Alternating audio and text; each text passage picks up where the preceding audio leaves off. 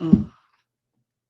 What's going on, Brooklyn Nets fans? Welcome back into the Brooklyn Boys Show alongside Connor Long. I'm Josh Woolever. We are just a day removed from the NBA draft. The Nets made a lot of interesting choices, but their 22nd overall pick was acquired from a three-team deal with the Atlanta Hawks and Boston Celtics that sent Brooklyn the 22nd overall pick and Terance Mann as a salary dump moved Kristaps Porzingis to Atlanta. Boston Celtics received Georges Niang in a second-round pick. Connor, why do you think the Nets won this trade?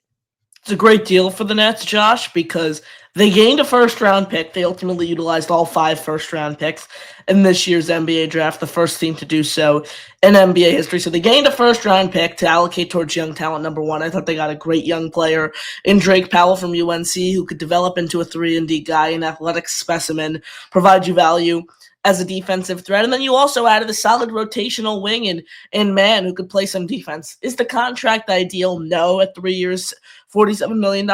Are the Nets able to carry it? 1,000%. This team leads the league in cap space.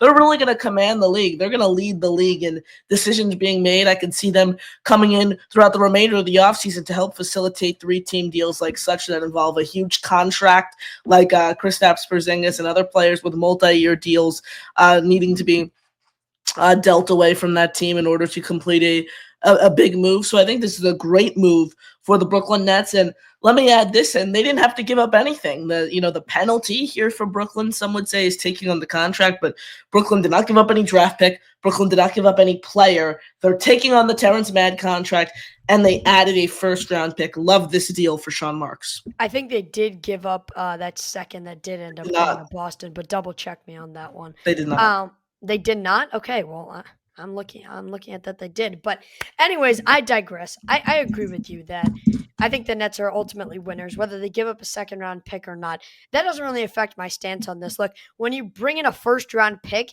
and a guy who can be a key role player for a Nets team that is fully embracing the youth movement. You're right, after drafting all five of their first round picks and Terance Mann. The contract's going to be a little tough on you to eat, but when you have the most salary cap in the NBA, it should not be a huge issue at all with Terance Mann's contract. I do like what they did with Drake Powell at 22.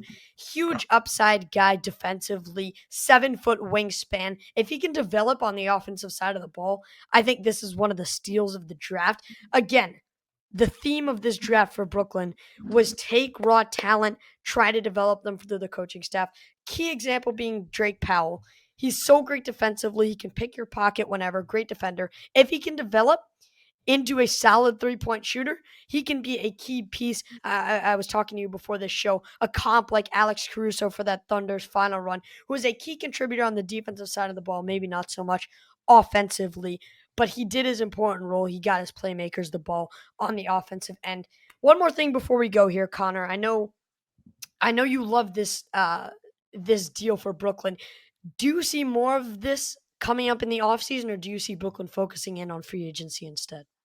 I think they're obviously going to shift more of their focus towards free agency. But if we see another big deal like this, where a big player, a big contract is being moved, like Kristaps Porzingis was for this instance, certainly, because Brooklyn is going to command the lead. Brooklyn is going to control the league when it comes to cap decisions.